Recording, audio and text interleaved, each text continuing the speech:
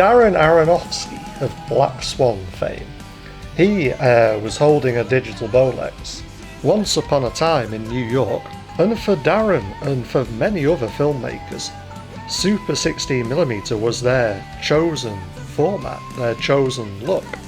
Now, we shot this footage at an abandoned vodka factory in Berlin. It was very haunted, you could say it was full of spirits.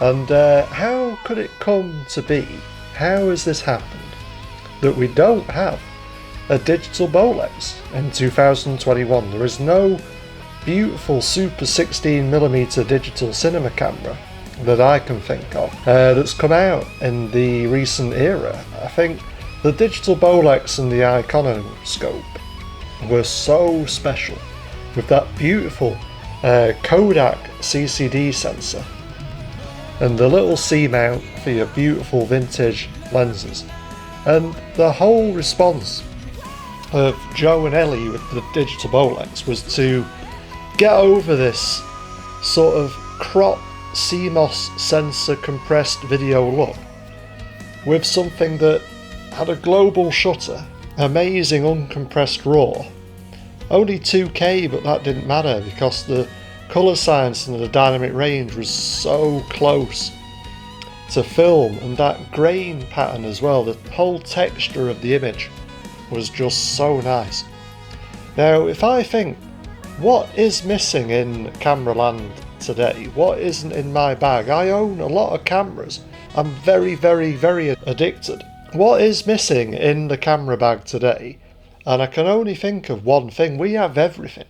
We have IBIS, 5-axis, autofocus, all the mod cons and everything that you ever want. But for some reason, I'd trade all of that in for just a digital Bolex.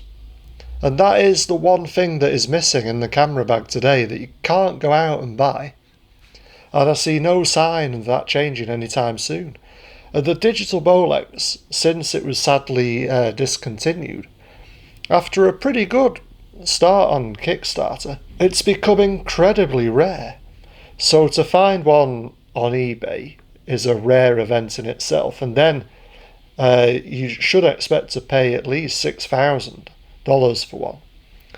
Now, this puts it in sort of a very elitist territory, and I don't think that was ever the intention with the original camera.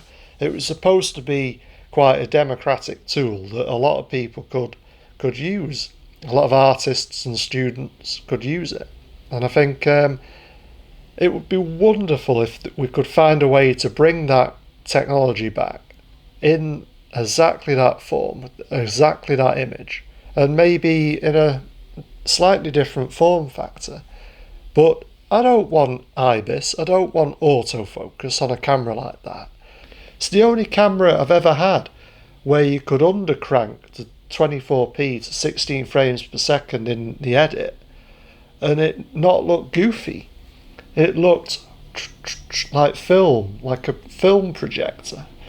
The crazy thing about the digital Bolex is when you pointed at a strong light source, the whole sensor would just blow.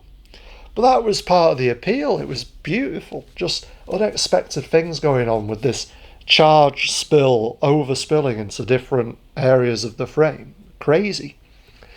And it was sort of the limitations of that camera that made you want to play even more with it creatively. Not to mention the fact that not everything has to be damned full frame. Not everything has to be shallow depth of field, can't see the background whatsoever. There really is a market, in my opinion, for deep depth of field with a very, very beautiful filmic dynamic range. So I remember you fondly, Joe and Ellie, for this camera. And if you can ever sort of spill the blueprints to other people and become involved again, get it made again, I am sure it would be a viable business this time. And I think there's no competition. There really isn't. Sure, you can put C-mount lens on a GH5, you can crop in, you could use a Canon M50, you can crop to 2.6 and nearly 2.8 of 16mm. You can use a Sony RX100. But it's not the same. This camera was genuinely in a league of one.